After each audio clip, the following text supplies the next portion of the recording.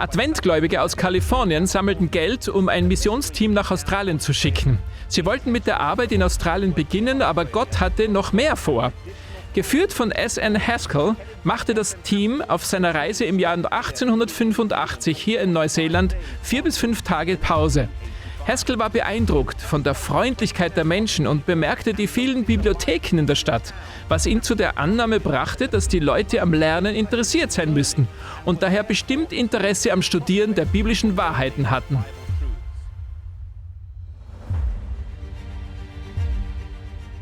Nachdem er sich in Melbourne niedergelassen hatte, beschloss er, nach Amerika zurückzukehren und machte einen Zwischenstopp in Neuseeland. Er hatte von einer Gruppe von sonntags haltenden Adventisten gehört und fand eine Unterkunft bei Edward und Lizzie Hare. Sie machten ihn mit anderen Adventgläubigen in der Gegend bekannt und im Laufe der nächsten Wochen hielt er einige Vorträge.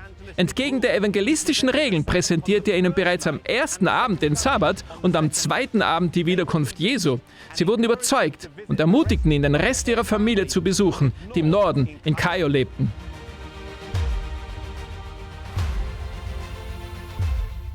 Nachdem er sich dazu entschieden hatte, nicht in die USA zurückzukehren, blieb er bei der Familie Hare in Cayo, etwa 250 Kilometer nördlich von Auckland.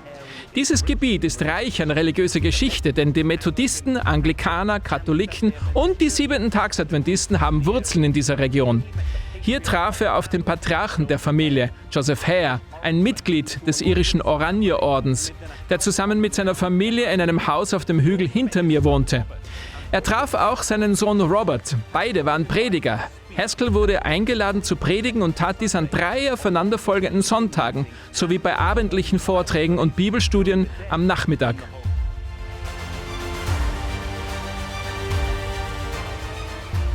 Familie Hare beschloss, den Sabbat zu halten und die Drogerie hinter mir wurde eines der ersten Kirchengebäude. Der Sohn Robert hatte eine schwierige Entscheidung zu treffen. Er war verlobt und wollte heiraten. Das Haus war gebaut, die Möbel bestellt, aber seine zukünftige Braut lehnte seine neuen Überzeugungen ab. Entweder Ehe oder der Sabbat. Sie wollte nicht konvertieren und er keine Kompromisse eingehen. Die Verlobung wurde aufgelöst und er ging nach Amerika, um für den Dienst am Hillsborough College zu studieren.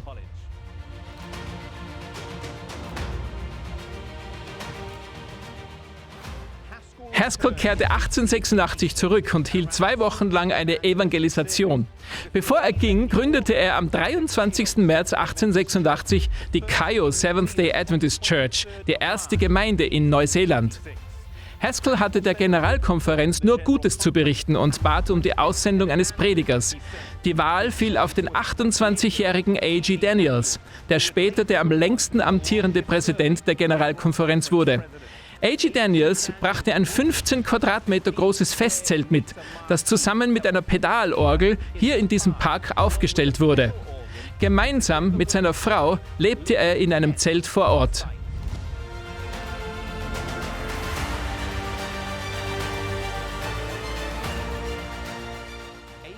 A.G. Daniels hielt die erste große Zeltevangelisation in Auckland und zog große Menschenmengen an. Nach 17 Wochen wurde eine Sabbatschule mit 78 Mitgliedern gegründet. Später wurde in der McKelvey Street eine kleine Holzkirche gebaut, die 67 Gründungsmitglieder hatte. Der erste Gottesdienst fand am 15. Oktober 1887 statt. Sie war die erste Kirche, die auf der südlichen Hemisphäre erbaut wurde und steht noch heute als Teil der Ponsonby Siebenten-Tags-Adventistenkirche.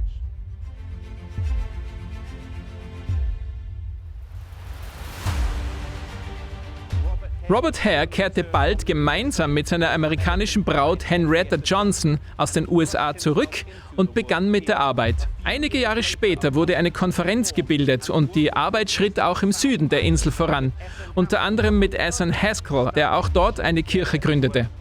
1915 wurde die Konferenz zweigeteilt. Im südlichen Teil der Nordinsel in Longburn wurde ein College gegründet.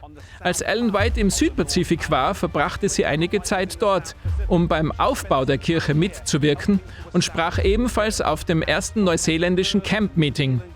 Als sie hier unten war, begann sie damit, das Leben Jesu zu schreiben.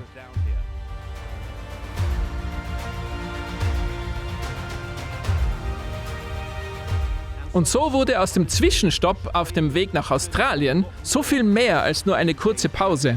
Gott hatte größere Pläne als nur Ruhe und Entspannung. Die Rückreise von Asan Haskell nach Amerika kam damals nicht zustande. Stattdessen wurde die Kirche hier in diesem schönen Land geboren.